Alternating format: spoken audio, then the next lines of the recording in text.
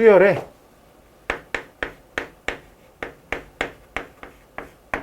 무한계의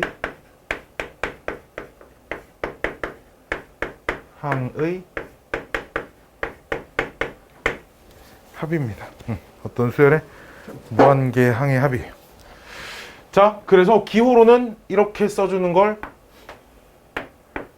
시그마 n은 1부터 인피니트까지 a n 이제 이렇게 많이 씁니다. 어떤 수열의 첫 번째 항부터 무한 번째 항까지 합. 이것과 똑같은 표현이 자, 이렇게 하는 거지. 이거는 이제 이렇게 얘를 구하세요라고 문제에 많이 나와 있을 건데 이 녀석을 어떻게 계산을 할 거냐에 대한 생각은 이 녀석을 일단 첫 번째부터 k는 1부터 n번째까지 더한 다음에 그치? 오케이. 즉 이 더한 항의 그 마지막 항의 번호를 키워나가자는 거죠. 그래서 그 식에다가 리미트 n을 무한대로 보낼 것입니다. 이렇게 쓸 수 있고요. 그럼 요 녀석은 초항부터 n항까지의 합이니까 리미트 n이 무한대로 갈 때 sn입니다. 이렇게 쓸 수 있겠죠. 그렇죠? 그래서 내가 얘를 뭐라고 부르냐면 급수의 계산식이라고 불러요.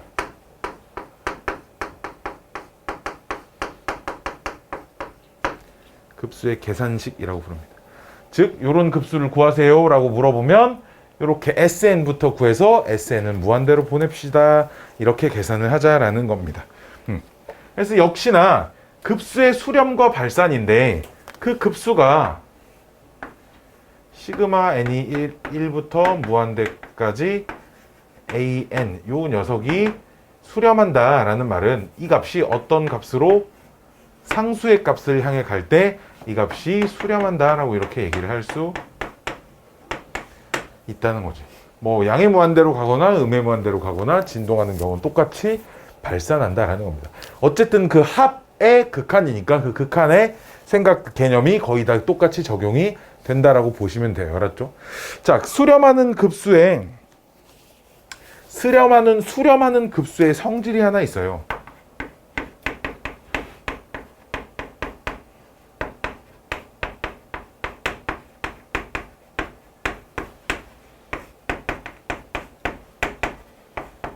수렴하는 급수의 성질, 즉 어떤 n이 1부터 무한대까지 an 요 녀석이 수렴하면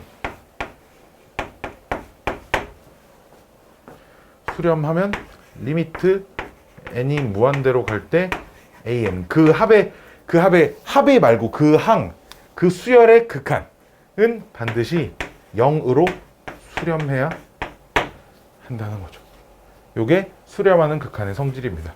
되게 당연한 거예요. 무한계를 더할 건데 무한계를 더한 게 어떤 값을 향해 가려면 저 무한번째 항은 더해도 값이 거의 바뀌지 않는 값들이 계속 더해져야 된다 이거지. 오케이? 더해도 값이 변하지 않는 값들이 거의 아예 변하지 않아서 0이거나 거의 변하지 않는 값들이 무한계 더해져야 값에 크게 영향을 주지 않을 거란 말이야. 그치? 그러니까 항의 값들이 점점 0에 가까워져야지만 이걸 더했을 때 특정한 값을 향해 갑니다 정도로 얘기를 할 수 있다라는 거야. 그쵸? 그래서 요 녀석이 많이 이용되는 게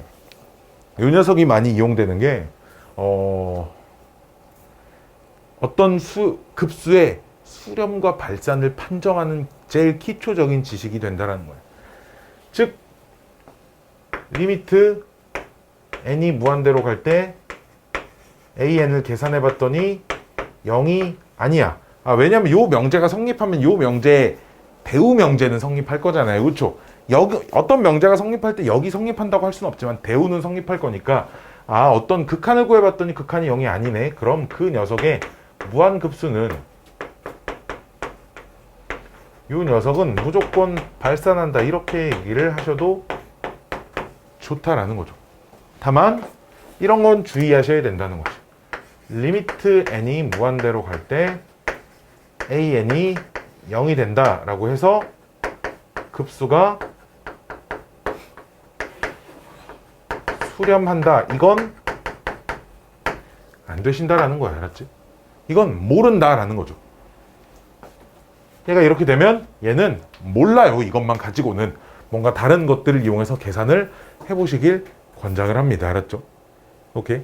자, 그래서 그 급수의 수렴과 발산을 판정하는 아주 여러 가지 방법들이 있거든요. 이건 참고로 근데 고등학교 교육과정을 많이 벗어나는 얘기지만 딱 두 가지만 좀 알려드리도록 할게요. 딱 두 가지만.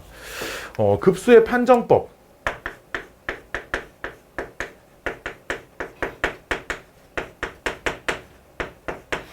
급수 판정법이 자주 사용하는 것들만 사실 뭐 비판정법이라는 것도 있고요. 근판정법이라는 것도 있고요.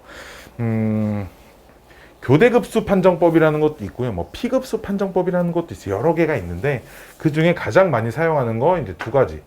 교대급수 판정법이라는 걸 알려드릴게요. 이제 교대급수 판정법이라는 건 뭐냐면, 즉 이제 리미트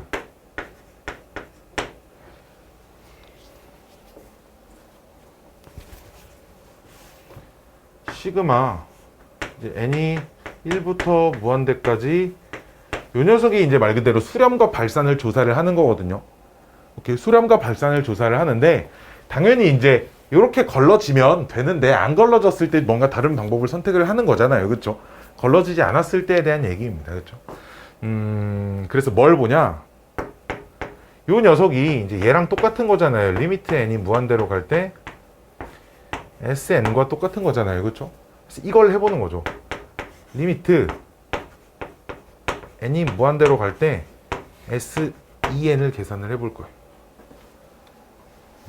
SEN이라는 건 이게 어떤 애들은 간혹 저 녀석을 짝수 번째만 더한 거라고 생각하는데 그게 아닙니다. 첫 번째, 두 번째, 세 번째, 네 번째 차례대로 더해서 짝수 번째인 짝수 번째 항인 EN에서 끝을 낸 거예요.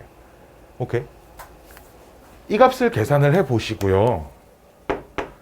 그 다음에 리미트 n이 무한대로 갈 때 뭐 EN 플러스 1도 좋고 EN 마이너스 1도 좋아요. 즉 첫 번째부터 차근차근 해서 홀수 번째까지만 더해 볼 거라는 거죠. 거기다 리미트를 씌워 볼 거라는 거예요.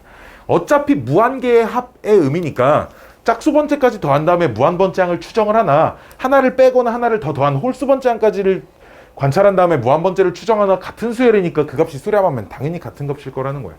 오케이? 이렇게 관찰했을 때 요 녀석이 똑같아지고 그 수렴하는 값이 L이면 내가 찾고자 하는 그 급수, 즉 요 녀석 또 L이다.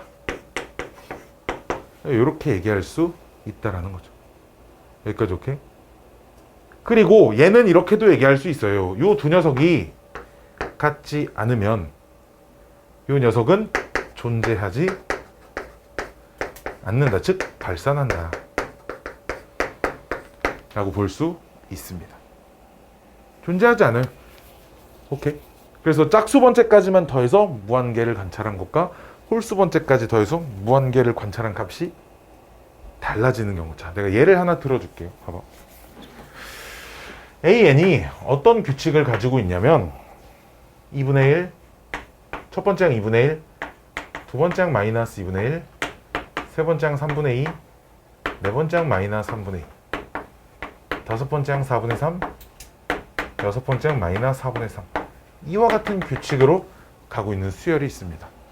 자, 이 녀석이 수렴할 것이냐를 보시면 리미트 n이 무한대로 갈 때 짝수 번째까지 합을 관찰을 해보자는 거지. 짝수 번째 2n.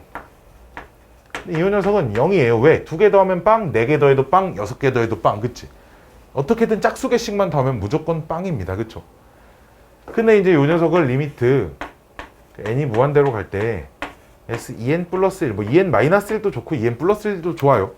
SEN 플러스 1이라고 하면 앞에 EN개는 더해서 빵이 됐고요. 그쵸? 얘 하나 남겠지. 몇 번째 하나 남겠어? 카메라 밖으로 이렇게 계속 사라지는 거야 오늘. 카메라 주죠. 뭐 하나 남겠어? EN 플러스 1번째 하나 남겠지. 그치? EN 플러스 1번째 분모가 어떻게 생겼냐면 이게 n 플러스 1번째니까 이게 n 플러스 2분의 n 플러스 1 정도로 이렇게 생겼겠네요. 이 녀석이 찾으면. 오케이. 그럼 그 말은 이 녀석은 리미트 n이 무한대로 갈 때 n 플러스 2분의 n 플러스 1 이렇게 쓸 수 있단 말이야. 왜 홀수계의 합인데 여기서 여기까지 사실 합인데 이 전까지 더한 건 다 빵이 될 거잖아요. 그렇죠? 그래서 요 값은 얼마가 됩니다. 1이 됩니다 라고 할 수 있기 때문에 다음 급수는 수렴하지 않습니다 라고 할 수 있다는 거죠. 이해되시나요? 그렇잖아. 어떤 수열이 봐봐. 물론 이런 건 안 돼. 지난 시간에도 했지만 어떤 수열을 짝수 번째만 관찰해서 걔가 수렴한다고 해서 전체가 수렴한다 이렇게 얘기할 수는 없다고. 대신에 짝수 번째를 관찰했을 때 걔도 3으로 가고 홀수 번째를 관찰했을 때 걔도 3으로 가. 그럼 모든 항이 전부 다 3을. 어쨌든 무한 번째 항은 3을 향해 갑니다. 이 정도는 얘기할 수 있다 그랬잖아. 그치? 그런 느낌인 거예요. 대신에 여기서도 그 합을 짝수 번째까지 더했을 때 합과 홀수 번째 합까지 더했을 때 무한 리미트를 씌워서 같은 값으로 가면 걔도 수렴합니다 라고 할 수는 있다는 거죠. 대신에 걔들이 달라버리면 안 됩니다 라는 얘기입니다. 이해됐나요? 이해되나요? 이게 교대급수 판정법입니다. 수렴한 녀석들이 존재해요. 실제로 풀다 보면 수렴한 녀석도 많이 존재합니다. 두 번째는 이게 되면 각 L이라고? 그거 안 돼요. 내가 말했지만 역은 성립하지 않습니다.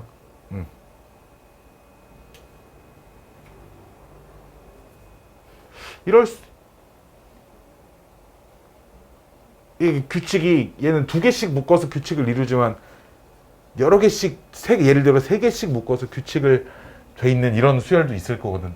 그런 수열에 예를 들어 두 번째 것만 이렇게 관찰을 해봤을 때 그 녀석이 어떤 특정한 값을 향해 갑니다라고 얘기를 할 수 없는 일이 벌어질 수 있어요. 알았죠? 역이 성립한다고 얘기는 할 수는 없지만 얘가 같으면 얘도 같고 얘가 다르면 존재하지 않습니다 정도는 얘기할 수 있어요. 알았죠?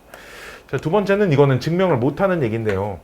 참고로 고등 과정에 나오는 모든 거의 대부분의 극한의 성질은 증명을 다 못해요. 알았죠? 그냥 받아들이셔야 합니다. P급수라는 건데요. 뭔 말이냐면 시그마 이렇게 생긴 녀석에 대한 얘기. n1부터 무한대까지 x의 P승 분의 1. 이 녀석의 무한계의 합을 말하는 겁니다. 이게 이제 증명을 못하기 때문에 증명을 할 수 있는 숫자가 있고요. 못하는 숫자가 있습니다. 자, 이건 그냥 받아들이세요. 얘가 수렴하기 위한 필요 충분 조건. 이 P가 1보다 크다입니다. 1보다 크면 다음 녀석은 무조건 수렴해요. 즉 얘는 발산합니다. 이거를 계산을 못해서 문제인데 얘는 발산하는 거예요. 그러니까 얘는 수렴합니다.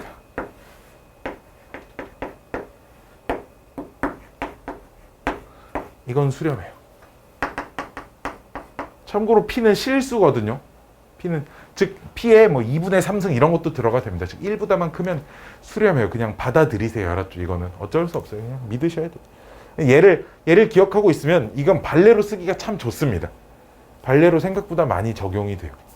왜 봐봐, 얘는 분명 둘 다 극한값은 얘만 리미트를 씌우면 왜 x야? n이죠. 미안해. 왜 x야? n이죠. n입니다. 그렇죠? n이 1부터 무한대까지인데 n이죠. n이에요. n. 왜 갑자기 x야? n. 얘 수열의 극한값만 보면 얘도 0으로 가고 얘도 0으로 가죠. 그렇죠? 둘 다 0으로 가지만 수렴하는 녀석과 발산하는 녀석의 경계가 이제 저 지수의 값에 따라서 결정이 되기 때문에 발레로 아주 많이 사용이 됩니다. 역시나 고등 교육 과정에서 막 정식으로 나와서 문제에서 뭐 얘가 얼마니 이런 걸 물어보진 않을 거예요. 알았죠? 문제에서 이 값이 얼마니 이런 걸 물어보진 않는다고. 알았죠? 고등 교육 과정 고등학생은 저거를 값을 계산할 수는 없어요. 알았죠? 값을 계산할 수는 없으나 이건 요렇게 초월 적분이라는 걸 좀 배워가지고 이제 그 적분을 통해서 이제 증명을 하는데 이제 어쨌든 P급수라는 급수의 판정법을 쓸 때 이제 이용되는 이 두 녀석은 많이 사용이 된다라는 거죠. 그래서 급수의 성질들이 나오는데 급수의 성질은 그냥 이 정도만 생각하면 돼요. 급수라는 게 시그마 n은 1부터 무한대까지를 우리가 이렇게 바꿔서 계산을 한단 말이야. 리미트 n은 무한대로 가고 시그마 k는 1부터 그러니까 예를 들어 이렇게 바꿔서 계산을 하잖아요. 그렇죠? 근데 이 녀석은 수렴한다는 전제하에 합, 차, 곱, 나눗셈, 실수배에 전부 다 리미트를 따로 씌울 수 있잖아. 그렇지? 하지만 시그마는 합, 차, 실수배 정도까지면 되죠. 곱해진 녀석에 따로따로 시그마를 씌울 수 없는 거잖아. 그치? 그러니까 이제 요 녀석은 얘네들의 당연히 공통된 성질 안에서만 쓸 수 있는 거겠지. 그치? 그러니까 시그마의 성질, 즉 합, 차, 실수배에 한해서만 수렴한다는 전제, 리미트의 성질도 있으니까 수렴한다는 전제 하에서만, 즉 두 수열이 둘 다 수렴해, 두 급수가 둘 다 수렴해, 그럼 둘이 더한 녀석도 수렴할 것입니다. 둘이 뺀 녀석도 수렴할 것입니다. 둘에다가 어떤 수열의 급수에다가 상수배한 것도 수렴할 겁니다 정도까지만 된다는 거야. 알았지? 곱셈이나 나눗셈에 대해서 이걸 따로따로 시킬 수 없다라는 거죠. 시그마의 성질을 만족 못 시키기 때문에. 오케이, 급수 뭐 이 정도로 얘기를 해주시면 좋을 것 같고요. 역시나 여기도 기니디 선택형 문제가 굉장히 많이 나옵니다. 알았죠? 지금 이 파트는 지금 요런 테마가 뭐 중요하지 않다라고 할 수는 없지만 이게 이제 메인 테마는 아니죠. 이 단원의 메인 테마는 무한 등비급수죠. 등비급수. 그 중에서도 등비급수에 그 가지고 나오는 도형 문제들. 걔가 이제 이 단원의 사실 메인 테마죠. 뒤지게 많이 나와요.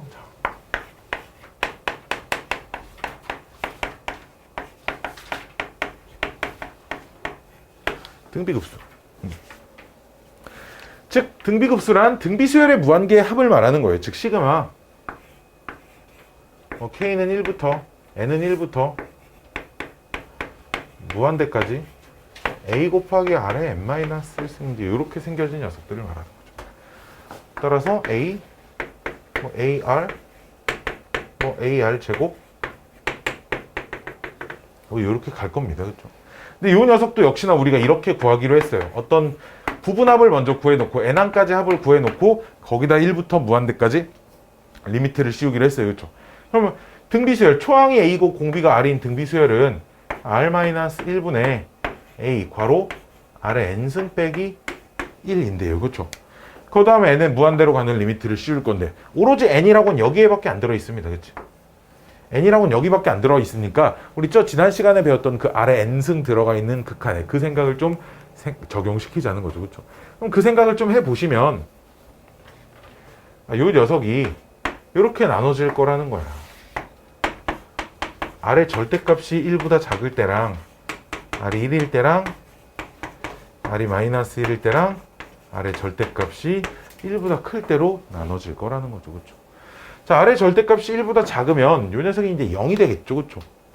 그렇지? 얘는 R의 N승은 0으로 수렴할 거기 때문에 전체 극한값이 그럼 R-1분의 마이너스 A 즉 1-R분의 A의 값으로 수렴할 겁니다. 이제 이렇게 정리할 수 있다는 거예요. 그럼 공비가 1이면 얘를 보면 안 돼요. 사실 공비가 1이면 위에 걸 보셔야 합니다. 공비가 1이면 모든 항이 여긴 전제 조건이 지금 A가 빵이 아니라는 전제 조건 하에 공비가 1이면 모든 항이 초항과 똑같다는 거고, 그치? 그럼 예를 들어 모든 항이 3이야. 그걸 무한계를 더하면 발산하겠죠. 그쵸? 그쵸? 그러니까 얘는 발산할 겁니다. 근데 공비가 마이너스 3이면 뭐 3 마 3, 3 마 3, 3 마 3 이런 게 번갈아 가면서 나온다는 거지. 그럼 이걸 교대급수 판정법에 의해서 계산을 해보시면 이것도 역시 짝수번째항까지는 0이니까 걘 0으로 수렴하는데 홀수번째항은 무언가 값이 계속 남아있어요. 그쵸? 딱 고정된 어떤 상수 하나가 남아있고 그 고정된 값이 마이너스 A가 계속 남아있죠. 초항이 계속 하나씩 남아있어요. 그쵸? 근데 초항이 0이 아니라면 그러니까 그 녀석은 0으로 수렴한다라고 할 수 없기 때문에 이 녀석은 뭐 진동의 정도로 생각할 수 있지. 즉 짝수번째 합은 0, 홀수번째 항은 3, 짝수번째 합은 0, 홀수번째 합은 3 이렇게 가니까 03, 03, 03, 03 이렇게 갈 거니까 진동할 겁니다. 생각할 수 있어요. 그쵸? 근데 R의 절대값이 1보다 클 때도 공비가 1보다 클 때랑 1보다 작을 때로 마이너스 1보다 작을 때로 나눠보면 공비가 1보다 클 땐 모든 항이 계속 더 커지고 있어요. 그쵸? 뭐 3, 뭐 6, 뭐 12, 24, 48 막 이렇게 가야 될 거 아니야. 그러니까 그걸 더했을 때는 수렴할 수 없죠. 그리고 요거 공비의 절대값이 1보다 크면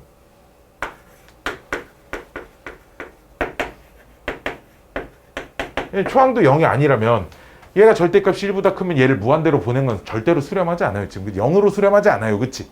그렇기 때문에 그냥 이 급수는 발산합니다 정도로만 생각을 해주시면 좋다라는 거죠. 그치? 그래서 이 녀석이 발산합니다 정도로 생각해 주시면 좋아요. 이건 초항이 0이 아닐 때고요. 그럼 초항이 0일 때는 얼만데요? 초항이 0이면 급수도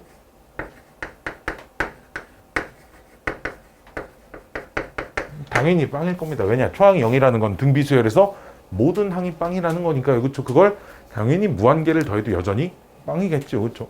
그래서 등비급수의 수렴 조건, 즉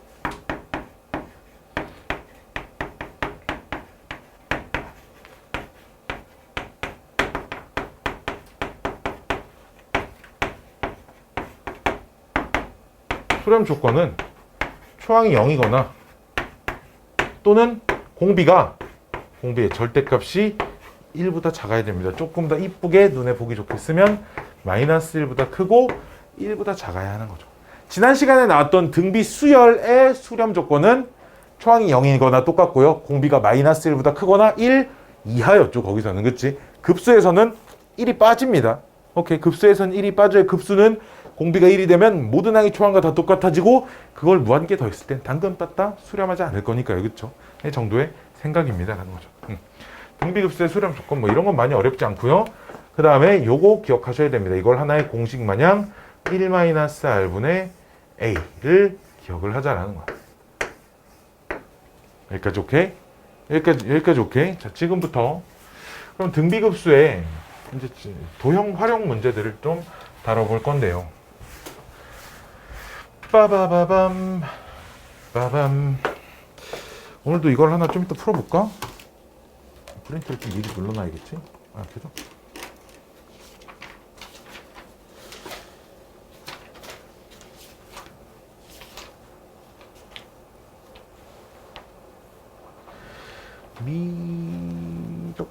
미적분이 아니죠? 우리 과목 이름 뭐지 이거? 미적분이야?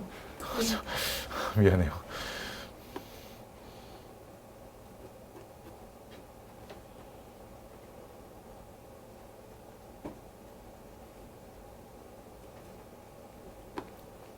미리 인쇄 좀 눌러놓고 바로 안 나오니까.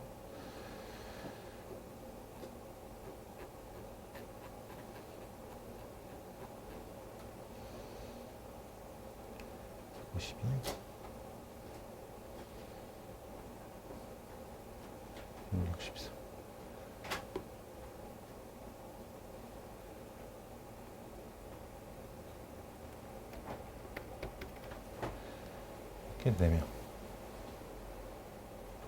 나까지 5명. 이렇게 자 눌러놓고 자.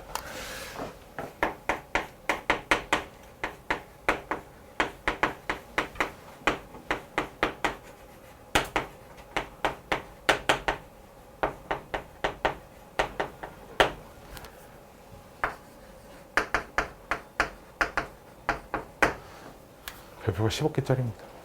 등비급수 도형 활용. 유형이 이제 크게 나누면 크게 3가지가 있습니다. 길이, 아니 좌표를 찾아가는 문제와 길이에 대한 거, 넓이에 대한 거. 보통 이거죠.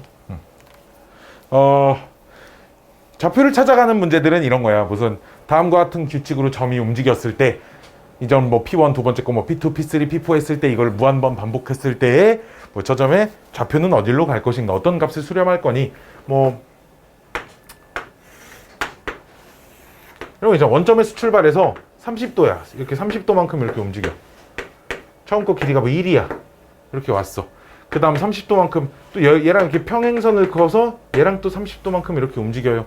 대신 길이가 2분의 1이야. 이 점의 좌표. 또 여기서 평행선 이렇게 그어서 또 길이가 또 30도가 되게, 길이가 4분의 1이 되게 이렇게 움직여. 이와 같은 가정을 한없이 반복할 때 이 점의 좌표는 어디에 수렴할 거니? 이런 걸 물어보는 겁니다. 이게 왜 급수 문제야? x좌표를 보시면 x좌표가 늘었다 줄었다 늘었다 줄었다 하는 값들이 계속 누적되잖아.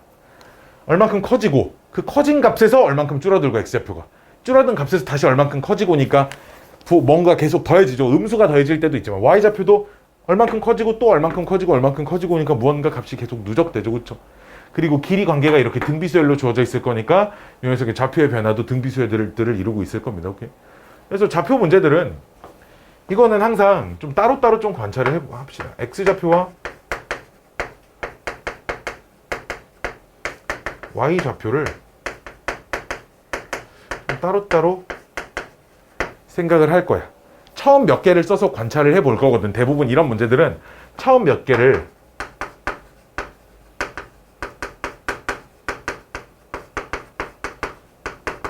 나열을 해볼 건데요. 자, 규칙을 찾아야 될 거 아니야, 그치? 규칙을 찾는 데 있어서 중요한 건 절대로 계산을 하시지 마시라는 거예요.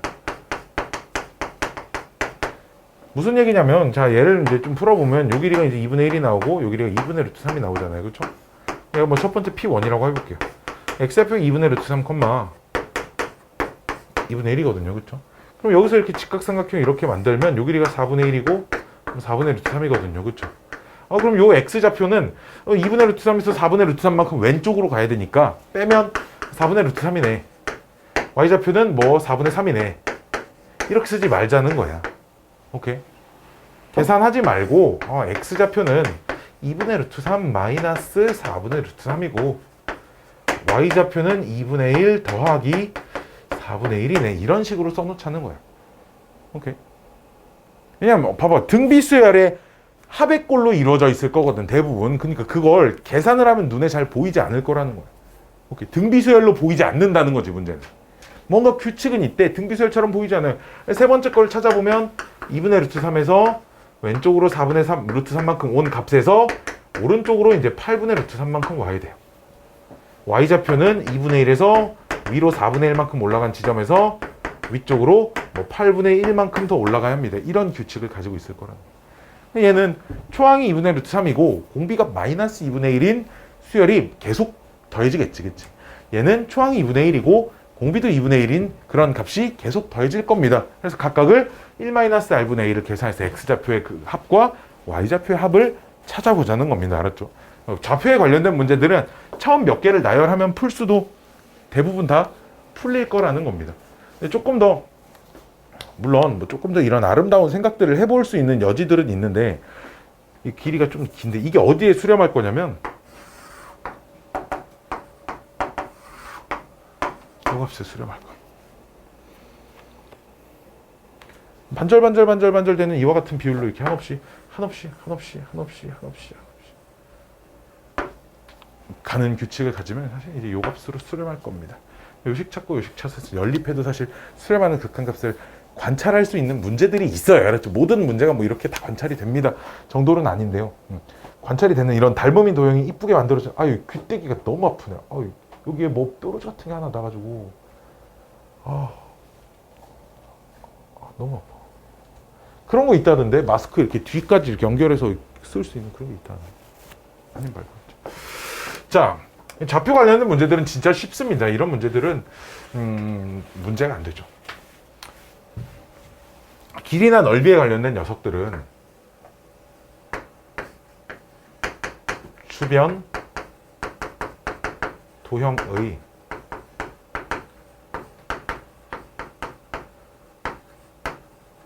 닮음을 이용하자라는 거야. 무슨 얘기냐면 직사각형이 두 개 있다? 또 직사각형이 하나 얼마큼 거기서 이 정도 거고 이 정도 있다? 2이고 3이고 이 길이가 3이고 4.5야. 둘이 닮음이야. 가로 대 세로의 비가 이제 3대 2가 되도록 하는 닮음인 삼각형이지, 그치? 그럼 이 안에서 내가 중점 찍어서 이렇게 이등변 삼각형 만들었다. 여기도 중점 내가 이렇게 딱 찍어서 이등변 삼각형을 만들었다. 그럼 저 이등변 삼각형끼리도 닮음이 되지 않겠냐 이거야. 내가 여기서 얘를 중심으로 하고 얘를 반지름으로 하는 이런 원을 그렸다. 4분원을. 얘를 중심으로 하고 얘를 반지름으로 하는 이런 4분원을 그렸어요. 그럼 두 4분원끼리 닮음이지 않겠니? 그 닮은 비는 곧 이 직사각형의 닮음이랑 별반 다르지 않을 거라는 거야. 오케이? 그럼 넓이의 비는 우리가 닮은 비의 제곱이라는 걸 알고 있죠, 그렇죠? 그럼 넓이의 비는 이 4분원끼리의 넓이의 비는 4분원의 닮은 비를 제곱시키면 되는데, 그렇지? 4분원의 닮은 비는 직사각형의 닮은 비랑 똑같을 거라는 거야. 즉 그 녀석들을 둘러싸고 있거나 그 녀석의 안쪽에 들어있거나 이런 도형들의 닮음을 이용하자는 거지. 컴퓨터 배터리가 부족하다. 자, 내가 그래서 두 개만 잘 찾으시면 돼요. 왜? 등비급수가 1-r분의 a 계산하면 되는 건데, 그치? 즉, 세 개만 잘하면 돼요. 세 개. 첫 번째 이 문제가 등비급수임을 파악하는 것. 오케이? 두 번째는 초항 찾는 거. 초항 어떻게 찾아? 그냥 찾아야 돼. 초항은 이 규칙을 만족시키는 첫 번째 도형의 넓이이잖아요. 그쵸? 세 번째는 공비 찾는 것인데요. 그렇죠? 등비급수임을 파악하는 것은 어떻게 하냐? 도형들이 닮음, 일정한 비율을 가지고 있는지를 관찰을 해보셔야 됩니다. 일정한 비율로 줄어들고 있어야 돼요. 하지만 이게 좀 맹점인데 그런 거야. 이런 도형 관련된 문제는 우리가 수열 2개밖에 안 배웠어. 고등학생이 배우는 수열이 딱 2개밖에 없다고. 뭐 아니면 뭐밖에 없어. 등차 등비밖에 없어. 그치? 등차는 무한계의 합이 수렴하는 게 없어요. 이해돼? 어떤 등차 수열을 무한계를 더해서 수렴한다라는 건 존재하지 않거든요. 생각해보면 등차 수열의 합공식은 언제나 다항식의 형태거든요. 등차 수열의 합공식은 항상 n에 대한 2차 다항식 형태입니다. 거기다 리미트를 씌워야 된단 말이에요. 그게 어떻게 수렴하겠어, 그치? 이해돼? 이해돼? 즉 그런 건 존재하지 않는다는 거죠. 그러니까 이와 같은 작업을 무한번 반복하는 도형상에서의 문제는 100% 등비수열의 합 문제일 수밖에 없다는 거예요. 그러니까 이게 무한급수인지 판단하는 거에 문제가 생길 일은 없어요. 알았죠? 오케이. 그럼 초항과 공비만 잘 찾으면 되거든. 그치? 자, 그럼 공비를 찾는 법을 좀 알려드리도록 할게요.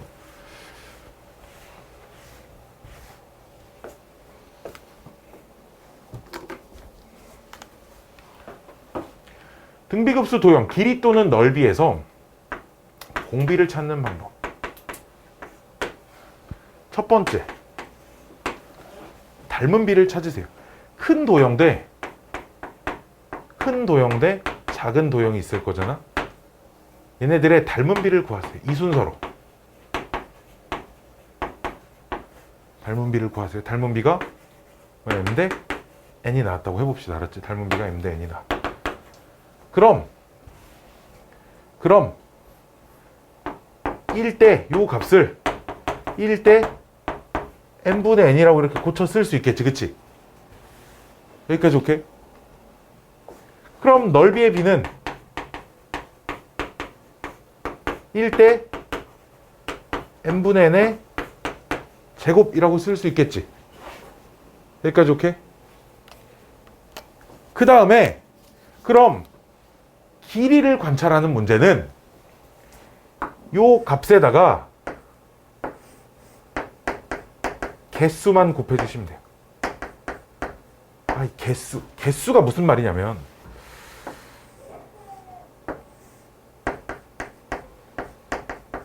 늘어나는 개수를 곱하셔야 되거든요. 즉 내가 관찰하는 도형이 첫 번째 건 하나야. 두 번째 건 2개야. 길이를 다 더하래. 세 번째 건 4개야.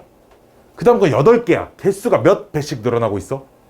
2배씩 늘어나고 있죠. 2를 곱하라는 얘기야. 첫 번째 도형은 하나야. 두 번째 건 3개야. 그 다음 건 9개야. 27개야. 개수가 몇 개씩 늘어나고 있어요? 3배씩 늘어나고 있죠. 그 늘어나는 배수를 공비에다가 닮은 비에다 곱해주시면 이게 내가 찾는 길이에서의 공비인 거야.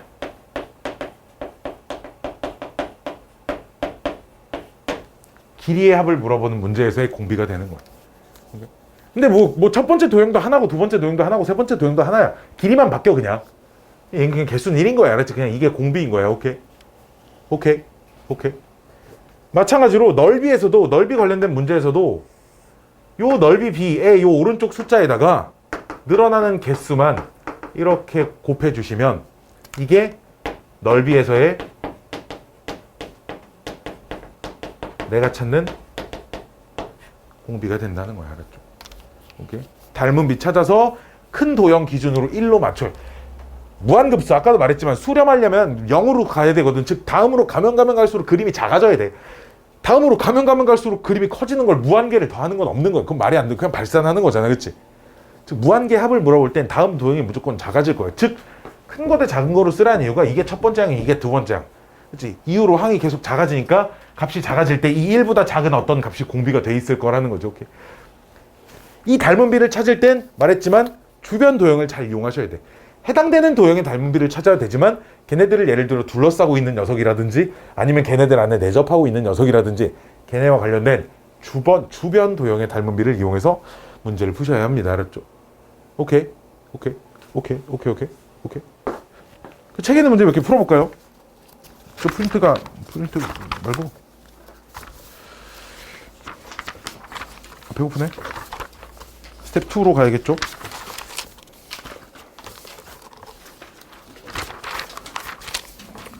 쉬운 거 하지 말고 278번 한번 해볼까요?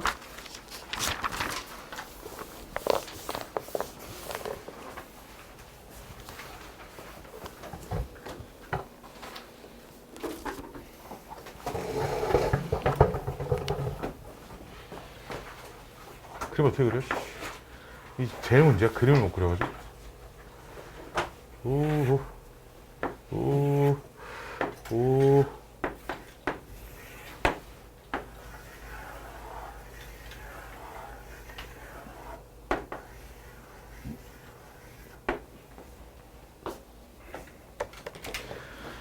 이 문제는 깜짝이야. 느낌 오시나 모르겠네.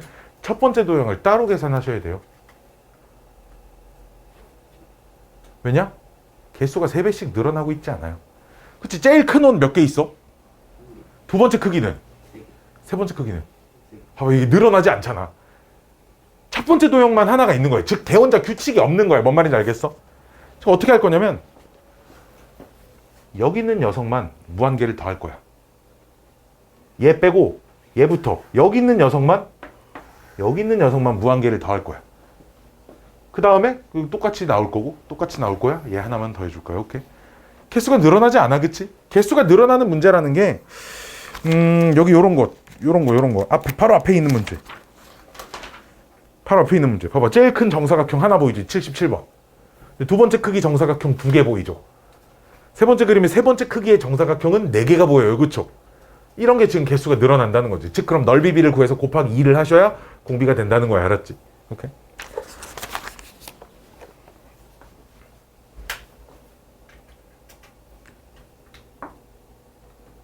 여기서 여기 접하는 점을 기준으로 근데 이제 이렇게 자르면 여기도 정삼각형이 될 겁니다. 그치? 이해됐어요? 이해됐어요? 자, 얘가 초항이에요. 그쵸? 이게 초항입니다. 이게 초항이에요. 이 넓이가 초항입니다. 내가 왜냐면 얘 빼고 여기서부터 이렇게 더할 거라 그랬으니까. 그치? 그러면 이 선생님 그럼 얘가 초항이면 얘까지 찾아야 이 원의 넓이를 얘네 둘의 닮은 비를 찾아야 하지 않을까요? 생각이 드시죠. 그쵸? 근데 어차피 여기도 접하면 이렇게 그으면 여기 정삼각형이 되겠지. 그치? 똑같아. 이 상황은 얘와 얘의 닮은 비나 얘와 얘의 닮은 비는 똑같아. 그치? 얘네 둘의 닮은 비나 얘네 둘의 닮은 비는 똑같을 거야. 그럼 이 원의 두 원의 닮은 비는 걔네들을 외접하고 있는 두 정삼각형의 닮은 비를 구하시면 된다는 거지. 그치? 이해됐어요? 그럼 정삼각형의 닮은 비는 뭐 한 변 길이만 잘 찾으면 되죠. 그쵸? 근데 정삼각형, 큰 정삼각형은 한 변 길이가 4라니까 내가 지금부터 찾을 건 요 작은 정삼각형의 한 변 길이만 찾으시면 된다. 되셨나요?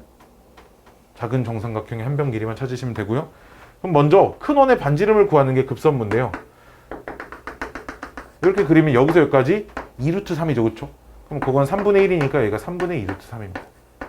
그쵸? 우리 여기가 정삼각형이니까 여기가 이 삼각형 무게중심일 거니까 2대 1이겠죠. 이렇게 직각삼각형을 연결을 하시면 1대 여기까지 2니까요. 그쵸? 여기서 여기까지는 3분의 4루트 3인데 봐봐. 근데 얘랑 길이 똑같지. 근데 요 길이의 2배지. 봐봐. 얘가 얘 딱 2배입니다. 즉, 요 길이가 또 3분의 2루트 3이 돼요. 근데 요 길이는 2루트 3이잖아. 봐봐. 정삼각형의 각각의 높이끼리 비율을 해봤을 때 높이가 몇 배야? 3배야. 그치? 즉, 두 도형의 닮은 비는 3대 1이니까 1대 3분의 1입니다. 근데 우리는 넓이에 관련된 급수를 구하는 문제잖아요. 그렇죠? 그러니까 넓이의 비를 구하시면 1대 9분의 1이겠죠. 그렇죠? 즉 얘가 공비입니다. 여기까지 오케이? 자, 그리고 그럼 이 초항을 찾기 위해서는 이 원의 반지름을 찾아야 하잖아요. 그렇죠? 생각해보시면 얘랑 똑같은 거지. 이 높이의 3분의 1만큼이 반지름이야. 그치? 그러니까 이 높이가 이 삼각형의 높이인데 이거의 3분의 1만큼이 반지름일 겁니다. 그치? 반지름이 그러니까 9분의 2죠? 9분의 2루트 3을 제곱시키고 파이를 붙인 게 초항일 거라는 얘기입니다. 됐나요? 자, 그럼 어떻게 하겠다. 답은 1 마이너스 공비 9분의 1분의 초항 81 27분의 4파이 에다가 곱하기 3배를 해줄 거고요. 왜? 이쪽 있을 거니까. 거기에 더하기 첫 번째 원의 넓이 하나 해줄 거예요. 3분의 4파이를 하나를 더해줄 거라는 겁니다. 됐나요? 됐나요? 개수 찾는 문제들은 굉장히 간단해요. 여기서 이제 유일한 함정은 뭐냐면, 내가 생각하는 유일한 함정은 닮음이 아닌 도형이 주어져 있는 거야. 오케이? 이게 어떤 모양으로 많이 나오냐면, 삼각형은 구분이 빨리 가. 이등변 삼각형이 몇 개가 주어져 있는데 꼭지각이 다르대. 그럼 닮음이 아니잖아. 그런 건 눈치를 빨리 채는데 애들이 뭘 눈치를 못 채냐면 직사각형. 직사각형이 여러 개 그려져 있거든. 이 비율이 안 맞으면, 두 사각형의 가로 세로 비율이 안 맞으면 닮음이라고 할 수가 없잖아. 그치? 근데 이게 안 맞는 문제들이 간혹 나와. 근데 애들이 이 짓에 너무 익숙해져 있다 보니까 그냥 닮음인 것 마냥 막 풀어. 좀 조심해야 돼. 그런 거 알았지? 닮음이 아닌 도형들 좀 조심해야 돼. 알았지? 내가 이 단원에서 문제를 틀리는 애들을 그거 직사각형이 닮음이 아닌 걸 닮음인 것만, 이게 닮음은 아니지만 가로 세로 비율이 달라. 하지만 넓이를 구해봤을 때 넓이가 등비수열을 이루게끔 문제, 무조건 등비수열을 이뤄야 돼. 어쨌든 내가 관찰하는 값이 무조건 등비수열은 이루고 있어야 돼. 등비수열을 안 이루려면요? 안 나와야지. 그치? 그건 안 나와야 되는 거니까. 대신에 공비, 닮음비를 가지고 공비를 못 구하는 문제들이 간혹 존재합니다. 알았죠? 또 내가 여기서 애들이 많이 실수하는 것 중에 이거를 되게 많이 봤어요. 부채꼴이 하나 있다. 이게 부채꼴이야. 근데 여기에서 여기 딱 각의 이등분선을 딱 그어서 여기서 중점을 이렇게 딱 잡아요. 그림을 이렇게 그립니다. 이 넓이가 내 등비수열의 초항이거든요. 그럼 애들이 이걸 부채꼴의 넓이로 구합니다. 이건 부채꼴이 아니거든요. 왜? 얘가 부채꼴이 되려면 얘랑 길이가 똑같아야 되는데 그게 아니잖아요. 지금. 그치? 길이가 안 똑같아요. 그쵸? 그렇지 않니? 그렇지 않아. 그치? 얘네 두 개 더한 건 얘랑 똑같죠. 그쵸? 이거는 부채꼴이 아닙니다. 부채 모양으로 생겨서 다 부채꼴이라고 하지 않는다. 우리 부채 모양 원의 일부분을 잘라놓은 거죠. 그쵸? 예를 들어 곡률이라는 게 있는데, 곡률, 원의 호가 휘어진 정도를 수치화 시켜놓은 거거든요. 그래서 원의 곡률은 마이너스 R분의 1이라고 얘기합니다. 반지름에 따라서 곡률이 결정돼요. 즉, 예를 들어 요만큼 휘어져 있는 이런 호의 일부분만 그려놓으면 이걸 호로 갖는 원은 딱 하나밖에 없다는 거야. 이해돼? 반지름을 그럼 어떤 얘를 호로 가는 부채꼴은 하나밖에 없다는 거야. 원도 마저 그려면 원이 하나밖에 안 그려진다는 거지. 더 작게 그리려면 더 많이 구부려져 있어야 된다는 거지. 이해돼요? 이해돼? 즉, 이렇게 부채꼴을 그리는 순간 이 호는 무조건 이 부채꼴의 일부분일 수밖에 없다는 거지. 얘는 절대 부채꼴이 아니라는 얘기야. 그럼 어떻게 해야 돼? 전체 부채꼴에서 이런 부분을 빼는 방식으로 구할 수밖에 없다는 거야. 이런 거, 부채꼴이 아닌 걸 부채꼴로 계산하는 일을 되게 많이 봐요. 원주각의 성질 때문에 요 각은 여기에 2배니까 중심각 이만큼의 얘를 반지름 하는 부채꼴. 이렇게 진짜 많이 틀리고, 당연히 모르죠. 지가 어디서 틀린지 몰라요. 이런 애들은. 왜? 이걸 그냥 너무도 당연히 부채꼴인 줄 알고 그냥 계산을 하기 때문에. 이것만 조심하시면 됩니다. 밖에 여기까지 끝이. 수능에 무조건 한 문제가 나올 거예요. 니네가 앞으로 지금부터 이 미적분이 범위에 들어가는 모든 시험에 한 문제씩 빠짐없이 나올 거예요. 알았죠? 근데 내가 이렇게 틀리면 진짜 나가 절대 죽었다 깨어나도 틀릴 수 없는 문제입니다. 오히려 뭐가 어렵냐? 기니디 선택형 문제들이 어려워요. 이 단원 기니디 선택형 문제들이 진짜 어려워요. 진짜. 내가 그래서 이 단원은 기니디 선택형 문제를 또 프린트로 나중에 정리해서 또 다 드릴 겁니다. 어렵거든요. 자, 볼까요?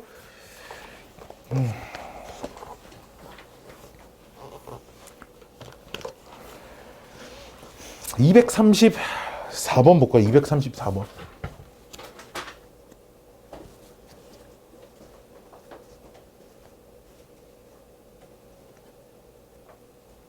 기억번, 두 급수가 수렴하면, 아까 봤죠? 급수가 수렴하면 AN의 극한값 0이어야 돼요. 그쵸? BN의 극한값도 0이어야 되니까 기억번은 사실 어렵지 않게 찾을 수 있어요. 그쵸? 니은번은 말도 안 되는 얘기죠. 그쵸? 니은번은 사실 말도 안 되는 얘기고요. 디귿번 같은 게 이제 조금 문제가 될 수 있겠네요. 자, 디귿번 한번 생각 좀 해볼까요? 곱한 녀석의 수렴이 수렴하면 두 녀석 중 적어도 하나는 수렴하니.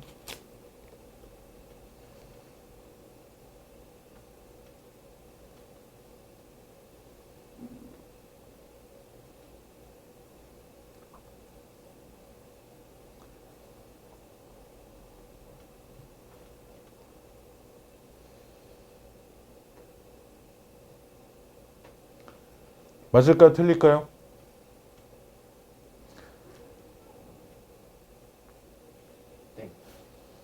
참고로 등비수열입니다. 참고로 AN과 BN은. AN과 BN은 등비수열이에요.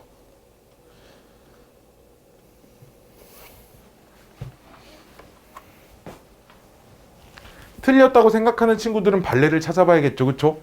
심증으로 하시면 안 되고요. 맞았다고 생각하는 친구들은 웬만든지 설명할 수 있어야겠지. 그치? 어때? 수빈아 어때? 맞은 것 같아? 틀린 것 같아? 맞는 것 같아요. 정윤이는? 맞는 것 같나요? 자, 봅시다.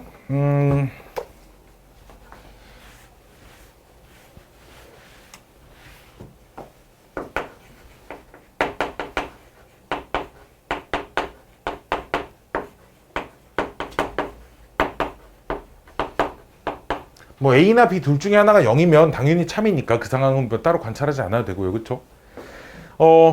그럼 AN, BN은 초항이 AB고요. 공비가 R1 곱하기 R2의 n-1승입니다. 그치? 근데 얘가 그럼 수렴한다는 말은 R1 곱하기 R2가 요 사이에 있어야 되겠지. 그치? 그치? 근데 만약에 그 우리 증명법 중에 대우법 있잖아. 대우법. 대우를 증명하는 방법. 두 녀석이 둘 다 발산한다고 해봐. 즉 둘 다 발산한다는 말은 R1의 절대값도 1 이상이고 수렴하지 않는 범위. R2의 절대값도 1 이상이면 얘네를 가지고 두 개 곱한 녀석도 1 이상입니다라고 할 수 있죠. 그쵸? 아 그럼 둘 다 발산하면 둘이 곱한 녀석의 공비도 수렴하는 범위에 못 들어와 있네. 무조건. 그치? 즉 발산하는 범위에 들어와 있네. 그치? 즉 둘이 곱한 녀석도 발산할 겁니다. 그쵸? 즉 대우가 참이죠. 디귿번에 써져 있는 명제. 오케이? 즉 수렴하면 저거 둘 중에 하나는 아무리 못해도 적어도 하나는 수렴해야 합니다에 관련된 얘기입니다. 됐나요? 등비수열일 때는 그 등비수열이라는 특수성 때문에 조금 밝혀내기가 좀 쉬운 편입니다. 오히려 등비수열이 이제 아닌 녀석들이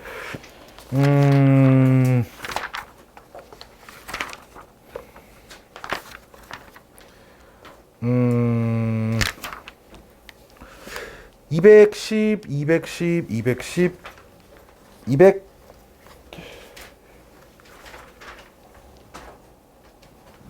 20번 볼까요?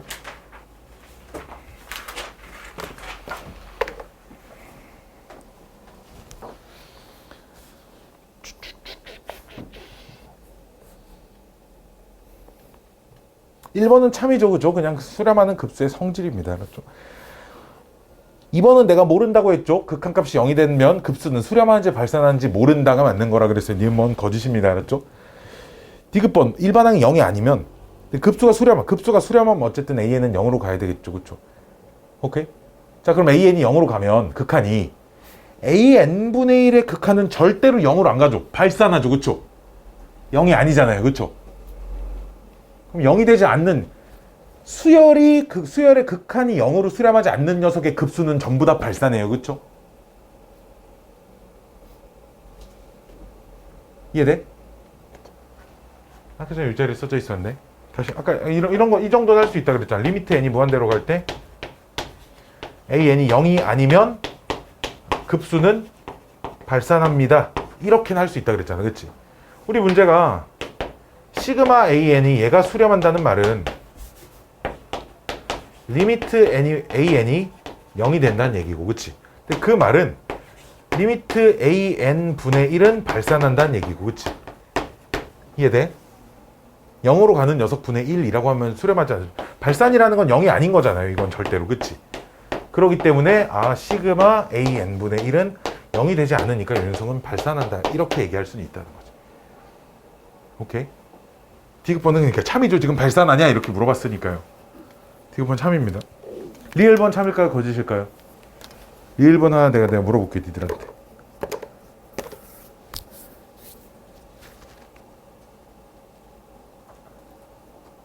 참일까요? 거짓일까요? 민성아. 네. 리을번 220번은 리을번 참일까요? 거짓일까요?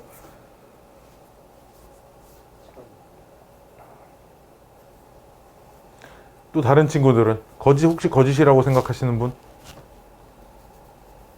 혹시 거짓이라고 생각하시는 분? 거짓이라고 생각하는 사람은 나밖에 없는 건가요, 그러면? 자, 봐봐. 이런 거야. an 빼기 3의 시그마가 수렴하지. 그럼 an 빼기 3의 리미트는 0으로 수렴하지. 그럼 an의 리미트는 3으로 수렴하네, 그치? 그럼 an의 리미트는 0이 아니라는 거네? 그럼 an의 시그마는 발산한다는 거네. 됐나요? 얘는 무조건 발산함이 증명이 됐습니다. 그쵸? 그러니까 이 1번은 거짓이에요. 무슨 말인지 아시겠어요? 무슨 말인지 아시겠어요? 이런 상황들. 사실 이 책에 있는 문제들은 기니드 선택형 문제가 너무 쉬워요. 너무 쉬워요. 학교 시험 문제에서 어렵게 애매하게 내기에는 너무 그런 문제들을 온전히 다 풀기에는 너무 쉬워서 그 222번에 얘들아 리을번 보기와 미음번 보기의 차이를 혹시 아시겠어요? 리을번 보기와 미음번 보기의 차이가 자 리을번 보기의 첫 번째 항 얼마일까요? 222번 리을 보기 리을 첫 번째 항 얼마예요? 두 번째 항은? 세 번째 항은? 그렇게 가는 수열입니다. 밑에 있는 미음번 보기는 첫 번째 항 얼마일까요? 그렇죠. 1 빼기 2분의 1이 첫 번째 항인 거예요. 알았죠? 두 번째 항은 2분의 1 빼기 3분의 1이 두 번째 항인 겁니다. 알았죠? 세 번째 항은 3분의 1 빼기 4분의 1이 세 번째 항인 거예요. 오케이? 리을번은 어떻게 풀어야 돼요? 리을번이 교대급수 판정법을 이용해야 하는 겁니다. 짝수 번째 합의 리미트 씌워보고 홀수 번째 합에다 리미트를 씌워서 계산을 해봐야 되는 거고 미음번은 값이 리을번 보기의 짝수 번째 합의 리미트랑 값이 똑같을 거예요. 이해돼? 무조건 지금 두 개씩만 묶어서 계산이 되니까요. 이해됐니? 이해됐니? 이해돼요? 이해돼요? 계산 안 해줘도 되겠죠? 집에 가서 해볼 수 있겠죠? 뭐 부분 분수 이런 건 내가 뭐 얘기해 줄 건 아니라고 생각이 들기 때문에 니은하고 리을하고 미음이 다른 겁니다. 그 리을은 첫 번째 항이 1, 두 번째 항은 마이너스 2분의 1, 세 번째 항은 2분의 1, 네 번째 항은 마이너스 2분의 1 이렇게 가는 수열이고 미음번은 괄호 하나당 항 하나씩인 거야. 이해돼? 그니까 리을번에서의 예를 들어 첫 번째부터 다섯 번째 항까지 합이 있지. 홀수계의 합. 그런 건 미음번에서 계산이 안 나오는 거지.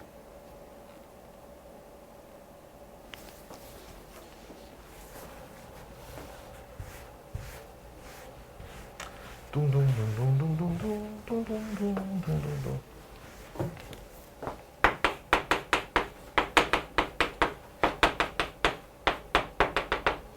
뭐씨, 3분의 맞니? 자, 이렇게 가는 수열의 수렴과 발산을 판단을 할 때는 내가 이렇게 해봐야 된다 그랬어. 리미트 n이 무한대로 갈 때 자, 짝수 번째를 더해볼 거야. 짝수개씩 더하겠다는 말이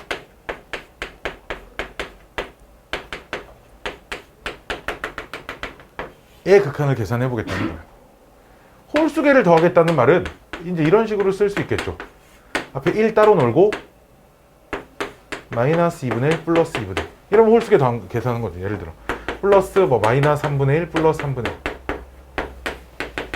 이렇게 계산하겠다는 거야. 알았지? 그래서 얘네 둘이 같은 값을 가지면 이 극한은 수렴합니다 라고 할 수 있다는 거지. 이해돼요? 이해돼요? 근데 미음번 보기는 얘만 해보면 된다는 거야. 두 개씩 이미 묶여 있잖아요. 그걸 무한계를 더하래잖아. 그치? 즉 이것만 계산해보면 되는 거고 그 위에 건 얘네 둘이 값이 똑같이 나와야 되는 거지. 짝수계를 더해서 리미트를 씌운 것과 홀수계를 더해서 리미트를 씌운 값이 똑같이 나와야 그 값이 수렴합니다 라고 얘기할 수 있다는 거야. 이 수열 지금 이게 리을번인데 리을번은 얘가 첫 번째 항, 얘가 두 번째 항, 얘가 세 번째 항, 얘가 네 번째 이렇게 가는 거고. 미음번 보기는 이게 첫 번째 항, 이게 두 번째 항, 이게 세 번째 항으로 갈 거기 때문에 사실 이걸 무한계 더하는 건 요 수열에서 짝수 번째 합을 무한계를 더한 것과 똑같다는 거죠. 아직 모르겠어요? 무슨 말이지? 근데 어, 이게 식으로 돼 있잖아요. 식으로 돼 있어서. 그러면은 어. 어떻게 보면 상관없는 거야. 첫 번째 항, 두 번째 항. 그러니까 미음번은 봐봐. 이 괄호의 의미가 오케이? 이런 괄호를 무한계를 더한대. 그치? 이러한 규칙으로. 그럼 괄호 안에 있는 걸 전부 다 괄호를 없애고 낱개로 봤을 때 개수가 무조건 짝수개만 써져 있지 않겠니? 라는 거야. 첫 번째 항을 쓰면 여기까지 썼고 두 번째 쓰면 여기까지 썼고 세 번째 쓰면 이걸 쓰고 네 번째를 쓰면 이걸 쓰고 이걸 걔가 이렇게 쓰니까 무한계를 더한다는 건 이 무한계 괄호를 더한다라는 의미니까 무한계 괄호를 항을 하나씩 낱개로 뜯어서 보면 무조건 짝수개이지 않겠냐 이거지. 이해됐니? 이 괄호의 의미가 그런 거라고. 무언가 이 괄호가 한 개씩 지금 계속 추가가 돼서 이 괄호가 무한계 추가되는 상황을 얘기를 하는 거야. 오케이? 그러니까 무조건 짝수개를 더할 수밖에 없지 않냐라는 얘기입니다. 되셨나요? 되셨나요? 되셨나요? 되셨나요? 주준 나머지 급수 문제들은 뭐 많이는 어렵지 않을 거예요. 그렇죠? 많이 우리가 자, 오늘도 프린트를 우리 수업 몇 시에 끝나? 1시? 1시 반, 그쵸? 1시 반에 끝내죠? 오늘도 저거 하나만, 왜 프린트 하나도 안 나왔지? 용지가 없나 보네. 용지가 없나 봐.